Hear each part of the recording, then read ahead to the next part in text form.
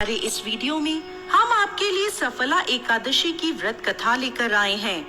एक समय की बात है जब महाराज युधिष्ठिर भगवान श्री कृष्ण से अत्यंत महत्वपूर्ण प्रश्न पूछते हैं। हे जनार्दन, पौष मास के कृष्ण पक्ष में कौन सी एकादशी आती है और किस प्रकार इसका पालन करना चाहिए? कृपया इस बारे में मुझे बताएं। युधिष्ठिर महाराज की बात सुनकर भगवान केशव बोले, हे धर्मराज, पौष मास के कृष्ण पक्ष में आने वाली एकादशी का नाम सफला एकादशी है। इस एकादशी के दिन भक्तों को भगवान नारायण के विग्रह की पूजा अर्चना करनी चाहिए। मैं आपको सफला एकादशी की पौराणिक कथा सुनाता हूँ, ध्यान पूर्वक सुनिए। एक समय चंपावती नाम की एक सुंदर नगरी थी, जहाँ माहिष्मत नाम के एक अत्यंत पराक्रमी और धर्मनिष्ठ राजा राज्य करते थे। उनके 4 पुत्र थे। राजा का सबसे ज्येष्ठ पुत्र लुम्पक सदैव पाप कर्मों में लिप्त रहता था। स्त्री दुराचार, जुआ खेलना, ब्राह्मण और शास्त्रों का अपमान करना, वैष्णवों की निंदा करना उसके लिए सामान्य कार्य थे। उनके इन पाप कर्मों का असर राज्य पर पड़ने लगा। एक दिन राजा माहिष्मत ने उसे अपने राज्य से निष्कासित कर दिया। लुम्पक राज्य के बाहर के एक जंगल में रहने लगा, लेकिन अभी भी उसकी पापमय प्रवृत्ति में कोई कमी नहीं आई। वो दिन में जंगल के प्राणियों का शिकार करता और उनके मांस का भक्षण करता था, और रात्रि के समय नगर में जाकर लूटपाट करता था। अनेक बार लोगों ने उसे चोरी और लूटपाट करते पकड़ा भी था, लेकिन लुम्पक के पाप कर्मों का अंत नहीं हुआ। वो जंगल में एक अति प्राचीन विशाल भगवान श्री हरि के प्रिय पीपल के पेड़ के नीचे रहता था। इस प्रकार काफी समय बीत गया।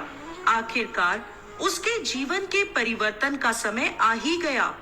एक दिन संयोगवश पौष मास की ठंड के कारण वो सारी रात सो नहीं पाया। शीत लहरों से बचने के लिए उसके पास पर्याप्त वस्त्र नहीं थे। पौष कृष्ण पक्ष की दशमी के दिन वो सारी रात जागता रहा।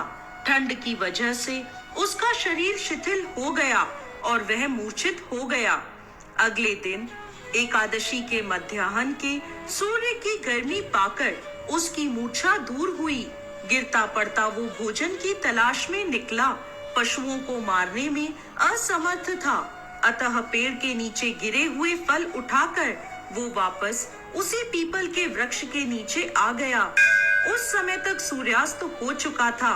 इस असहाय स्थिति में अपने पूर्व जन्म के कर्मों के कारण उसने भगवान नारायण को याद किया और कहने लगा, हे प्रभु, मेरी क्या स्थिति हो गई है?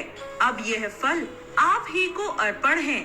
इन फलों से आप ही तृप्त हो जाइए। उस रात्रि भी ठंड के कारण वो सारी रात जागता रहा और भगवान का स्मरण करता रहा। इस प्रकार अनजाने में उसका एकादशी के व्रत का पालन हो गया। अनजाने में की गई इस तपस्या से भगवान प्रसन्न हो गए। अगले दिन सूर्योदय होते ही एक सफेद तेजस्वी घोड़ा लुम्पक के पास आकर खड़ा हो गया। उसी क्षण एक आकाशवाणी हुई, हे वत्स, ये घोड़ा तुम्हारे लिए आया है। भगवान नारायण की असीम कृपा और सफला एकादशी का नियम पूर्वक पालन करने के कारण तुम्हारे समस्त पाप नष्ट हो गए हैं। अब तुम इस घोड़े पर सवार होकर अपने पिता के पास अपने नगर में वापस चले जाओ। तुम्हारा राज्य तुम्हें वापस मिल जाएगा। ऐसी आकाशवाणी सुनकर वह गदगद हो गया। सफला एकादशी से अर्जित पुण्य फल के कारण उसका शरीर पुनः कांतिमान हो गया। उसी क्षण वो अपने राज्य को वापस आया और अपने पिता से क्षमा याचना करने लगा और उन्हें सारा वृत्तांत कह सुनाया। उसके पिता ने जब उसे समस्त सद्गुणों से युक्त देखा तो वह अत्यंत प्रसन्न हुए और लुम्पक को राज्य का कार्यभार संभलाकर वो वन को तपस्या के लिए चले गए। इस प्रकार लुम्पक ने अपने राजकुमार होने के सभी दायित्वों को निभाया। अपने पिता के पद चिन्हों का अनुसरण करते हुए वो अपने देह को त्यागने के बाद वैकुंठ लोक को प्राप्त हुआ।